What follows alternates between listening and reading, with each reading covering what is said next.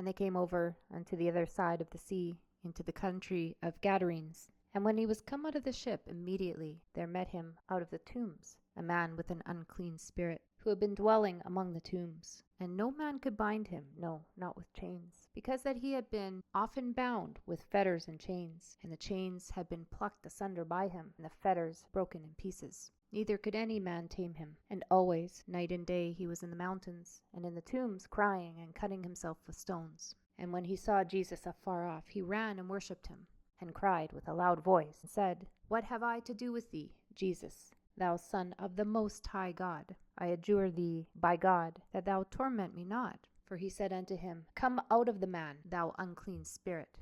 And he asked him, What is thy name? And he answered, saying, My name is Legion, for we are many. And he besought him much that he would not send them away out of the country. Now there was nigh unto the mountains a great herd of swine feeding.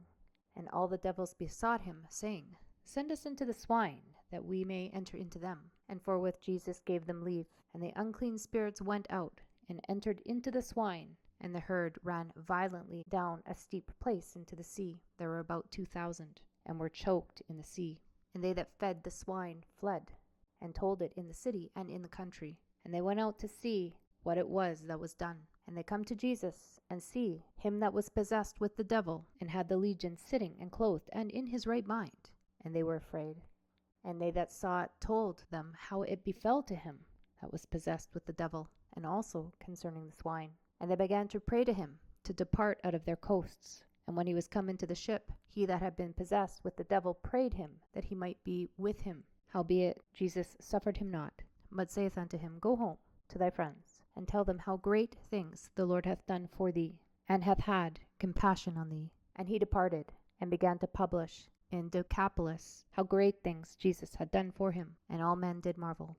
And when Jesus passed over again by ship unto the other side, much people gathered unto him, and he was nigh unto the sea. And behold, there cometh one of the rulers of the synagogue, Jairus by name. And when he saw him, he fell at his feet, and besought him greatly, saying, My little daughter lieth at the point of death. I pray thee, come, and lay thy hands on her, that she may be healed, and she shall live. And Jesus went with him, and much people followed him, and thronged him.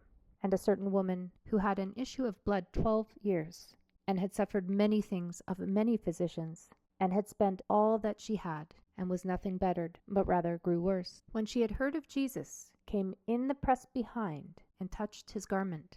For she said, If I may touch but his clothes, I shall be whole. And straightway the fountain of her blood was dried up, and she was felt in her body that she was healed of that plague. And Jesus, immediately knowing in himself that virtue had gone out of him, turned him about in the press, and said, Who touched my clothes?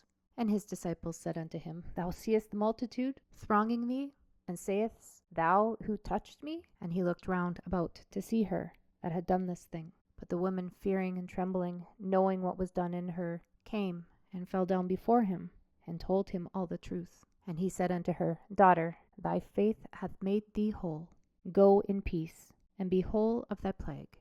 While he yet spoke, there came from the ruler of the synagogue's house certain which said, Thy daughter is dead. Why troublest thou the master any further?